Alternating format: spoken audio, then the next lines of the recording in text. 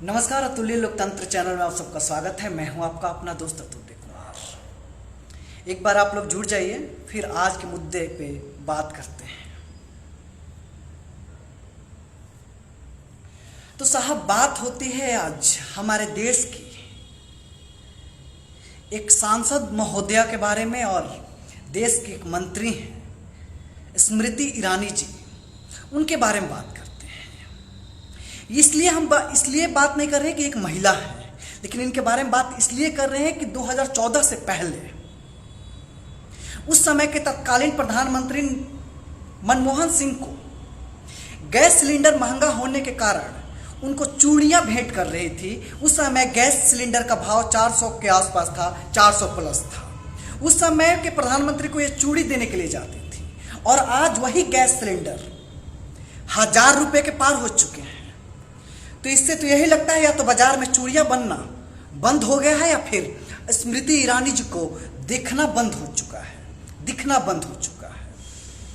तो जब इस मुद्दे पे जाते हैं तो पता चलता है कि नहीं साहब, ना बाजार में चूड़ियां बनना और बिकना बंद हुआ है, ना स्मृति ईरानी जी को दिखना बंद हुआ है। बस सत्ता के लोभ में उन्होंने अपने आंख के ऊपर पट्टी लगा ली है। साहब, ये एक मंत्री पद पे है, बाल कल्याण मंत्री, महिला डिपार्टमेंट में ये मंत्रालय पद पे है, और इसके साथ ही इनको अतिरिक्त प्रभार भी दिया गया हाल ही फिलहाल में अल्पसंख्यक मंत्रालय का। तो जब इतने रुतबे और हैसियत मिल रही हो तो सरकार के खिलाफ आवाज कैसे उठाया जाएगा? ये बात ठीक उसी तरह से है जिस तरह से हम किसी के अधीन हो जाते हैं या उस पर आश्रित हो जाते हैं तो हमारे साथ खुलेआम गलत करता है, लेकिन हम बोल नहीं पाते हैं, ना आवाज उठा पाते हैं, क्योंकि उसके चंद पैसे पे या फिर उसके पास एक चाबी होती है जिसके अधीन हम रहते हैं। इससे मैं हमेशा से कहता हूं कि अपनी बात उठाने के लिए और अपनी बात कहने के लिए सामर्थ्यवान और चरित्रवान होना जरूरी है। किसी से भी प्रेम कीजिए, किसी से भी आस्था किसी में रखिए, लेकिन इतना मत रखिए कि आप उसके गुलाम हो जाइए, क्योंकि जब आप गुलाम हो जाते हैं तो आपको कुछ नहीं लगता। जब वो कहेगा कि अभी रात दिन है, तो जी साहब अभी दिन है, ये सामने वाली बल्ब नहीं, ये सूर्य है, तो साहब ये सूर्य है।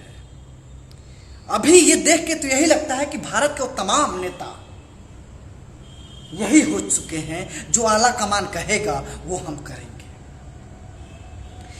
अभी आप लोगों से एक और बात कहनी थी। ये तो हो गई स्मृति ईरानी के दोहरा रवैया, दोगलापन कहेंगे तो पता नहीं हमारे राजनेता मेरे पे मनहानि का केस ठोक देंगे, और इस केस से उबरने के लिए मेरे पास साहब क्षमता नहीं है, ना मेरे पास पैसा है।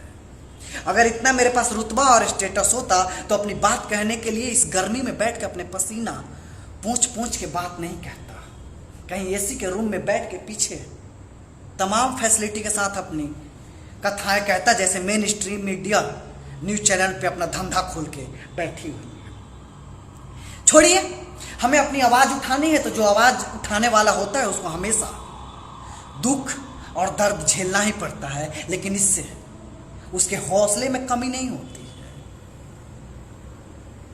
क्योंकि किसी को भी उसका हक आसानी से नहीं मिलता साहब, उसको छीनना पड़ता है, और छीनने के लिए आपको बार बार आपके मंजिल से पहले ही हार माननी पड़ती है, हार मिलती है। लेकिन उस हार को आप एक सीढ़ी बनाएं, ये नहीं कि हार मान के पीछे जाके रो के किसी माँ के आंचल के छुप जाए, नहीं साहब, उस हार को एक एक सीढ़ी बना के अपनी मंजिल तक पहुंचे। तो साहब, एक और बात आ रही है कि जो हमारे देश के प्रधानमंत्री हैं और जो हमारी सरकार है अभी भारत की बीजेपी की, वो तमाम मंत्रालय खत्म कर रही है, जैसे कि रेलवे को बेच के प्राइवेटाइजेशन कर रही है,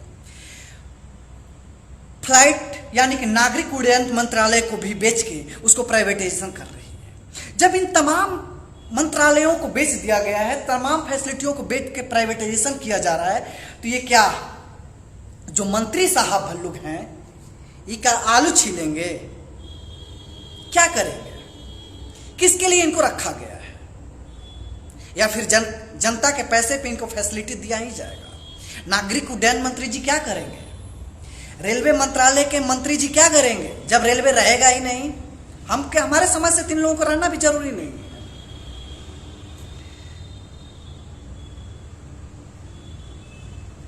इसके साथ मुझे एक बात याद है कि आजकल बिहार में एक गाना वायरल हो रहा है। गाना के शब्द बहुत बेकार है, लेकिन उसी पे मैंने कुछ शब्द लिखे हैं कि बिहार और भारत के नेता लोग का बात है, चुनाव भर में रोजगार के रात भर में फील द, और चुनाव बीत गईला के बाद सरकारी नौकरी छीन ला, है ना। चुनाव जब आता है तो सरकारी नौकरी के बहुत सारे ये फील देते हैं, ये रोजगार वो रोजगार, इतने रोजगार, साला गले की नस फट ना जाए तब तक इनका रोजगार का वाला वातावरण खत्म नहीं होता। जब चुनाव जीत जाते हैं तो इसको लाठी, इसको मनहानी, ये ट्रेन जल रही है। क्यों साहब, ये हमारे साथ ही क्यों हो रहा है? हमारे माँ बाप जब पढ़ाते हैं, स्कूल में नाम लिखवाते हैं, तो हम इसी मकसद से पढ़ते ही हैं कि एक दिन हम सरकारी नौकरी करेंगे। और जब ये सरकारी नौकरी ही नहीं रहेगा तो क्या करेंगे? अडानी के कहीं प्लांट पे जाके गार्ड की नौकरी करेंगे? अमित शाह के बेटे को, जो हमारे के गृह मंत्री हैं, उनको एक बॉल की गोलाई और मपाई वेट घंटे भर की नॉलेज नहीं है, लेकिन बीसीसीआई सेक्रेटरी हैं साहब, बस इसलिए कि बाप देश का गृह मंत्री है। अगर हमरो बाबूजी कहीं एक नेता होते तो आज हमहू बहुत बरियार आदमी होते साहब, और भौकाल होता, लेकिन किस्मत पैदा हुए गरीब घर में, और बाबूजी समय से पहले विदा हो गए, नहीं तो आज हम भी बरियार आदमी होते। इस गर्मी में बैठ के अपनी बात और अपनी दुख रोने का मुझे भी जरूरत नहीं होता। लेकिन खैर, मंत्रालय सब रहेगा, लेकिन रोजगार नहीं रहेगा और हम जनता नहीं रहेंगे। एक तनु राजपूत जी हैं जो कह रही हैं कि बहुत सही बोल रहे हैं मैम, जो सत्य है वही सामने आ रही है, क्योंकि हम लोग, कोई एक लड़की हो चाहे एक लड़का हो, हर कोई अपनी स्ट्रगल और अपने दुखों से लड़ रहा है हर एक मोर्चे पे, लेकिन लड़ वो नहीं रहा है जो राजनेता का बेटा है। हमारा हक मार के इनका बेटा विदेश में पढ़ रहा है और हम अपने ही देश में सरकारी स्कूल में पढ़ने लायक भी नहीं रहे साहब। हमारे हाथ में जब कहां कलम होनी चाहिए, उस हाथ में धर्म के झंडे धरा दिए गए हैं कि बेटा तुम इसको ढो।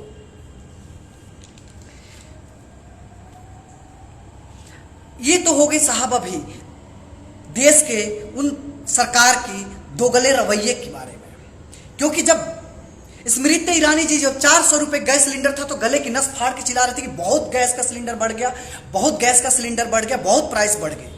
और अब आज 1050 रुपये का, और बिहार में मेरी मम्मी कह रही थी कि पिछले महीने 1150 रुपये में सिलेंडर भरा था, अब बउआ 1200 रुपये देंगे। उज्ज्वला योजना जिंदगी में अंधकार कर दिया साहब। जितनी पहले चूल्हे पे खाना नहीं बनता था, उससे कहीं ज्यादा बनेगा। ये तो हो गई साहब बीजेपी की बात। बिहार भी कहीं अछूता नहीं है साहब। ऐसे तो किसी के स्वास्थ्य पे और जो इंसान दुख में है उसको कमेंट नहीं करते, लेकिन कुछ ऐसे लोग होते हैं कि जिनका दुख देख के लगता है कि नहीं आप साहब इसका हकदार हैं और थे। तो साहब अभी बिहार के पूर्व मुख्यमंत्री लालू प्रसाद यादव, बिहार में एक छत्र राज्य करने वाले नेता, उनकी स्वास्थ्य में बहुत ज़्यादा ही स्थिति खराब है, जिससे वो एयर एम्बुलेंस से दिल्ली लाया गया। तो आप लोग सोच रहे हैं कि जब उनकी हालत खराब है तो उनका बारे में क्यों बात कर रहे हैं? तो बात इसलिए कर रहे हैं कि साहब बिहार के जो मुख्यमंत्री हैं नीतीश कुमार, लालू प्रसाद यादव को देखने के लिए पटना के पारस हॉस्पिटल में जाते हैं साहब, और वहां जाके लालू प्रसाद यादव के लिए घोषणा करते हैं कि जितना इनका उपचार में खर्चा होगा उसका निर्वहन बिहार सरकार करेगी। और आप सबको पता है कि बिहार के लालू प्रसाद यादव के नाम अनगिनत घोटाले हैं साहब। मैं इस बिहार के मुख्यमंत्री नीतीश कुमार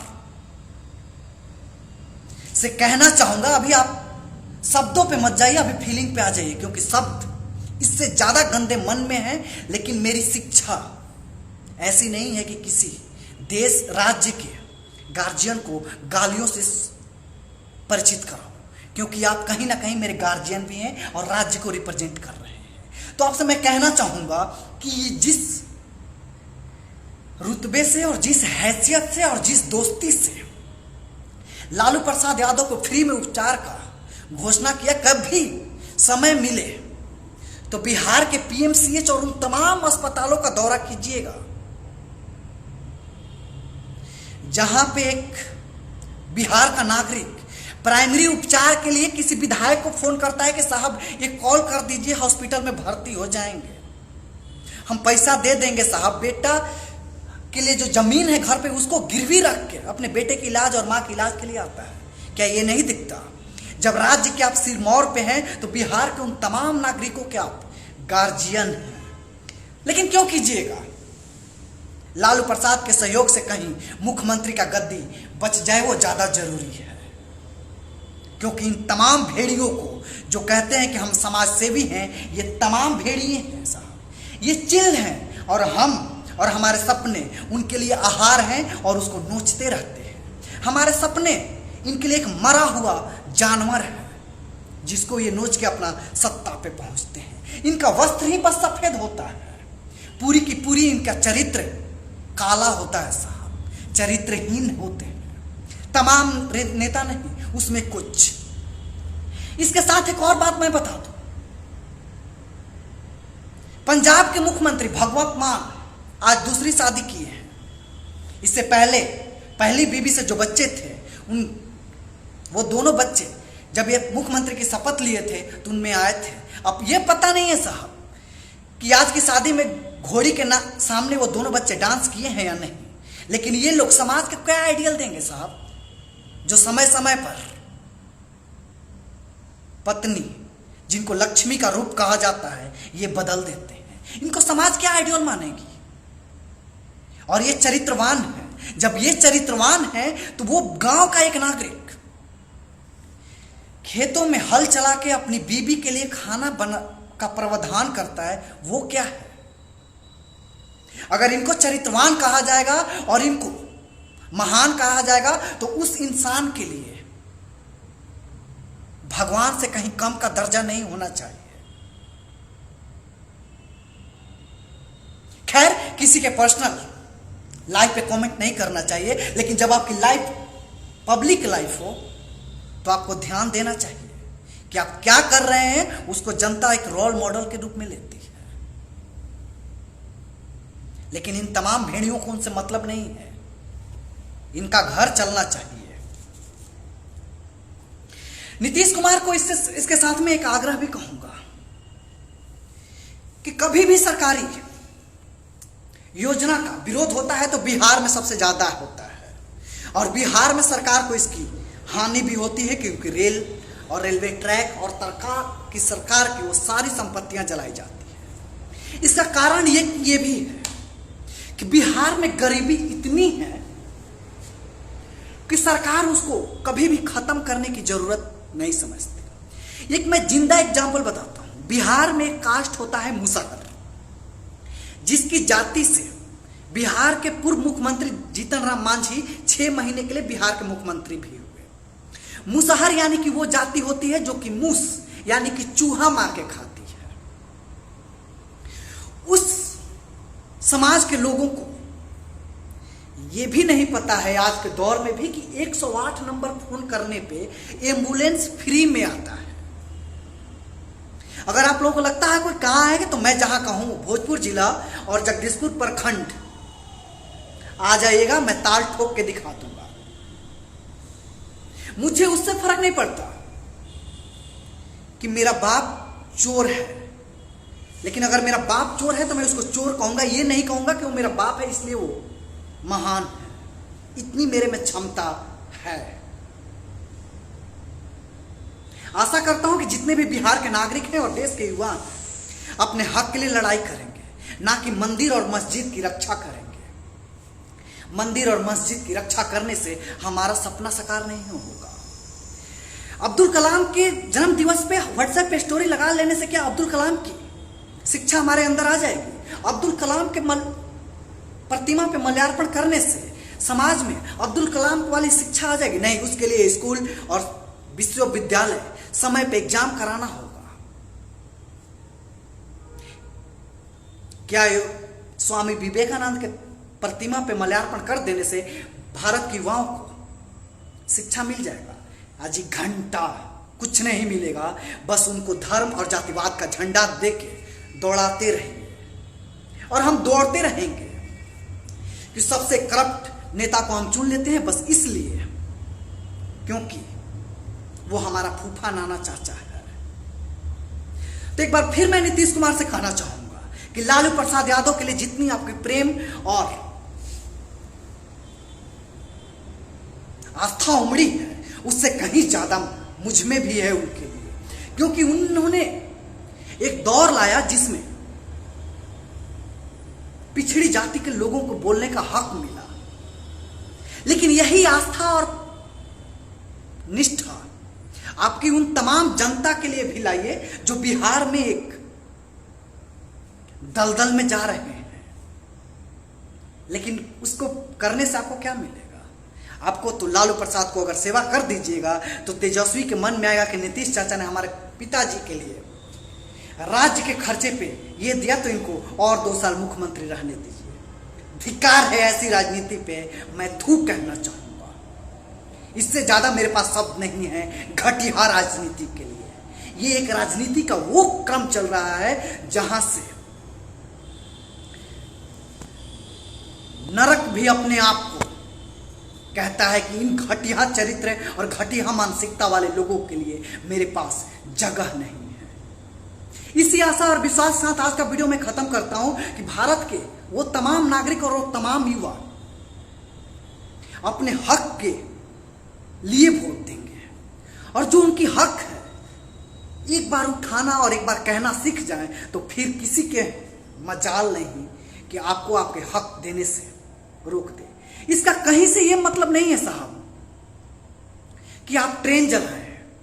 अगर अपने मां बाप से आप नाखुश होते हैं तो इसका मतलब यह नहीं होता कि घर की वो तमाम चीजें बाहर रोड पे फेंक देते हैं और घर में आग लगा देते हैं। उनको कन्विंस करने की कोशिश करते हैं और आप उनको अपनी बेनिफिट्स बताते हैं। तो समय और कानून के अंदर ही रह के इन तमाम भेड़ियों को तमाचा मारना होगा। और ये तमाचा साहब कब आता है? 5 साल में एक ही बार आता है, इलेक्शन का दिन। उसी दिन ये अंगूठा इतनी टाइट कर दीजिए कि ये साहब बैठ ना पाए। इसी आशा और विश्वास के साथ आज का वीडियो मैं खत्म करता हूं। तब तक के लिए जय हिंद, जय भारत, खुदा हाफिज, जय श्री राम। हाँ, और यह अतुल्य लोकतंत्र करके एक यूट्यूब चैनल है, उसको भी लाइक, शेयर और सब्सक्राइब अवश्य कर लीजिएगा, क्योंकि जब तक आप लोग सपोर्ट नहीं कीजिएगा तब तक ये भेड़ियों को सत्ता से बाहर हम नहीं फेंक सकते हैं। क्योंकि मेन स्ट्रीम मीडिया तो साहब बिक ही चुका है। 2000 के नोट में चिप ढूंढता है तो एक प्रोपेगेंडा के तहत विपक्ष को फंसाते रहता है। तो लोकतंत्र को फॉलो कीजिए, लोकतंत्र को सपोर्ट कीजिए। हम आपके सपनों को सरकार से फॉलो अवश्य करा देंगे। धन्यवाद।